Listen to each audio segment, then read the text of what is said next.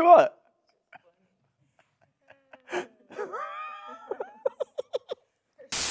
Hi, I'm Boyd Martin. I'm a US eventing athlete. This is the open road.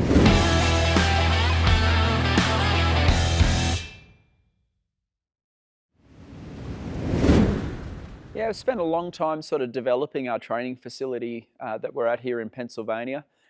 First and foremost, we're very, very lucky that we live where we work. So usually my days start around 5 or 5:30. I've been injured quite a lot over the years, so I have to sort of start my day through a routine of stretching. The physio comes to my house, or I do yoga. I usually spend about an hour to an hour and a half just sort of warming the old body up and getting myself into a bit of shape to start riding. I usually jump in the ice bath after that. Say goodbye to the kids as they head off to school, and I usually try and get to the stable around 7 or 7:30.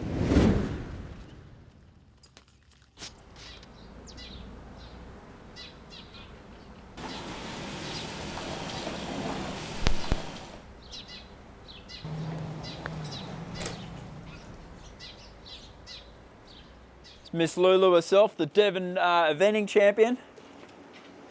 She's got a little baby inside of her at the moment. Kind of still in Germany. Stable, like I kind of like skylights, you know what I mean? Hey, Kenta. This is Kenta, the Japanese champion. Yeah, champion. Yeah. Good to see you. Promised land. The promised land, yeah. Usually the night before I have a bit of a think about what the horses should be doing the following day in training. All my horses do some sort of conditioning every second day, be it walking in the pond, on the gallop track, or trotting in the hills. And then on top of that, they do their dressage and jumping and cross-country schooling. This is our conditioning pond. The horses usually go in here once or twice a week.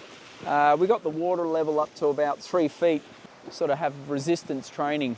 I just feel like it's sort of core strength and a bit of push against the weight of the water, and horses seem to enjoy it.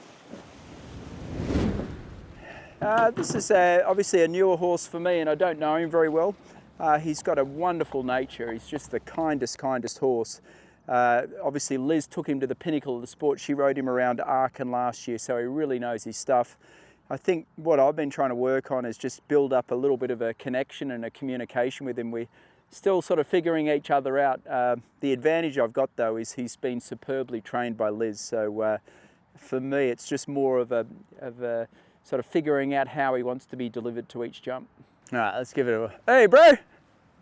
How are you, mate? You know, normal kids wear riding pants.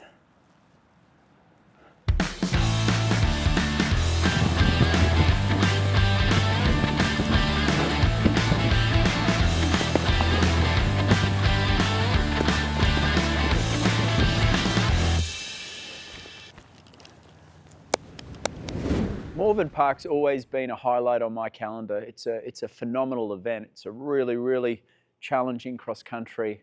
Now that the US Open's put on a huge amount of prize money, I'm really dialed in with a couple of horses that I'm focusing towards this competition. Now, I've acquired 2 sort of new horses, sadly, through Liz Halliday's accident. I've got her champion horse, Mixmaster C, that's already competed at the 5-star level, and her sort of up-and-coming 4-star horse called Shanro Cooley. I believe all 3 horses are going to be a real good chance at Morven Park. I had an interesting upbringing. You know, I grew up in Sydney, Australia. Both my parents were Olympians. You know, very fortunate that my parents were right behind me when I left school and became a working pupil. I fell in love with horses and sort of studied the art of training young horses in competition for about 8 years up at the New South Wales Equestrian Centre in Lochinvar.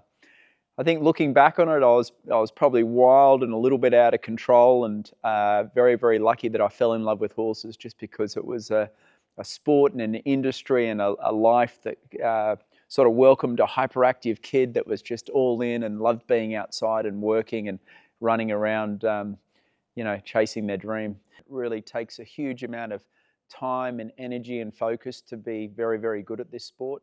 There's nothing I more enjoy than is just a day at home training horses. I kind of love the process, seeing the horses come in as young 3 and 4 year old horses, and step by step bringing them on to teach them to jump over a little jump, and then taking them to their first competition. And then as the years go by, the champions start standing out as they sort of get to 5 and 6 years old, and then eventually we end up at an amazing event like the US Open. People in our tiny little bubble have always been infatuated with our exciting sport of eventing. Now with the inclusion of the US Open, it's taking it to a whole new level. It's going to be a life-changing amount of prize money for the athletes.